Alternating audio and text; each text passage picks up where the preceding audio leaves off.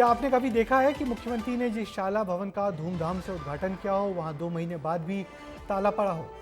दरअसल भोपाल में ऐसा ही हो रहा है। भोपाल के पास कोलार में 30 करोड़ रुपए की लागत से स्कूल भवन बन गया, मगर ठेकेदार की मनमानी के कारण स्कूल भवन में अब तक ताला पड़ा है और स्कूल के छात्र हैं कि नए भवन के उद्घाटन के बाद भी पुराने स्कूल में ही पढ़ाई कर रहे हैं। क्या है ये पूरा हैरान करने वाला मामला? इस रिपोर्ट को देखिए। ये ऊंचा भवन देखिए, देखने में किसी 5 स्टार होटल से कम नहीं लग रहा होगा। पक्की छत, अच्छा इंफ्रास्ट्रक्चर, बड़ा सा प्लेग्राउंड, कुल मिलाकर सर्व सुविधा युक्त बिल्डिंग सांदीपनी स्कूल की है। लेकिन बच्चे आज भी टीन शेड के नीचे पढ़ने को मजबूर हैं। कड़कड़ाती ठंड में बच्चे दरी बिछाकर क्लास में बैठते हैं और कई बच्चों को तो क्लास ही नसीब नहीं होती। धूल में बैठकर अपने भविष्य को संवार रहे हैं क्योंकि नए स्कूल में ताला लगा हुआ है। और आप देखिए कितना आलीशान, कितना लग्जरी ये स्कूल पूरी तरह बन के तैयार है। मगर अधिकारियों की बात करें तो अधिकारियों की लापरवाही के चलते अभी तक बच्चों को ये जो आलीशान भवन है, आलीशान स्कूल है, जो मिल नहीं पाया है। ये ताला लगा हुआ है, जबकि 25 नवंबर को शुभारंभ के बाद ये स्कूल का जो ताला है वह खुल जाना चाहिए। स्कूल में ताला लगने के पीछे एक बहुत बड़ी वजह है। दरअसल कोलार में बना ये विशाल भवन 30 करोड़ की लागत से बनकर तैयार हुआ था, लेकिन ठेकेदार को 4 करोड़ रुपए का भुगतान किया ही नहीं गया, जिसके चलते ठेकेदार ने स्कूल भवन पर ताला लगा दिया। बच्चे खुद नए स्कूल में जाना चाहते हैं लेकिन जा नहीं सकते। ठंडी बहुत है। हाँ। नए वाले स्कूल जाओगी?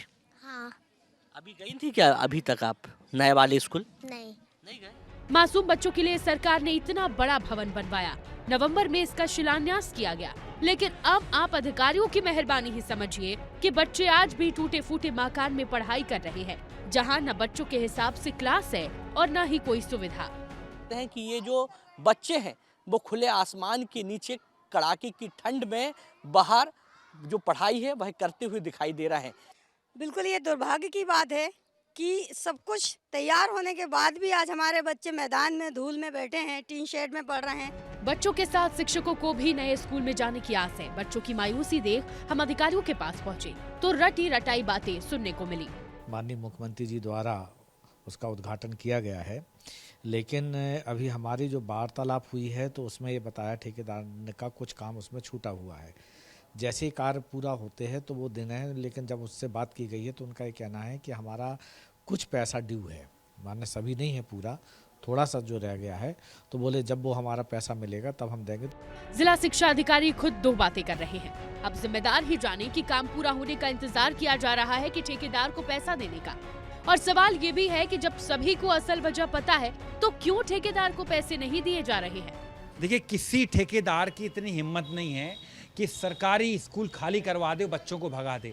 अगर ठेकेदार ने ऐसा किया है तो निश्चित तौर पर माने इसमें किसी बड़े नेता अधिकारी की शय है, क्योंकि उसका कमीशन उसके पास नहीं पहुंचा है। कांग्रेस कहानी कुछ भी बना सकती है, कांग्रेस की कहानी पे मुझे कोई बात नहीं करना। मैं ये कहना चाहता हूँ कि हमारी नीयत साफ है। हम इस योजना के माध्यम से उच्च शिक्षा, अच्छी शिक्षा, गुणवत्तापूर्ण शिक्षा और नवीन शिक्षा प्रणाली के तहत शिक्षा मिल जाए, उस ओर कार्य कर रहे हैं। एक तरफ बच्चे नए स्कूल को तरस रहे हैं, आलीशान भवन होने के बावजूद जमीन पर बैठकर पढ़ रहे हैं, तो वहीं दूसरी ओर अब इस पर राजनीति की रोटी भी सेकी जा रही है। यानी मोहन सरकार तो जमीन पर काम करने में पूरा जोर लगा दे रही है, लेकिन बीच में बैठे अधिकारी और जिम्मेदार इस पर पलीता लगाने में कोई कसर नहीं छोड़ रहे हैं। विस्तार न्यूज के लिए भोपाल से विवेक राणा की रिपोर्ट।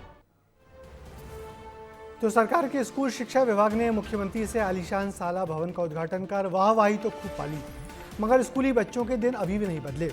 ठेकेदार और निर्माण एजेंसी के बीच चल रहे बकाया पैसों की खींचतान से मामला लटक गया है। उम्मीद की जानी चाहिए कि स्टोरी देखने के बाद सरकारी अफसरों की नींद खुलेगी और स्कूल का ताला भी, मगर ऐसा कम ही होता है कि सीएम फीता काट जाए और ठेकेदार ताला डालकर चला जाए।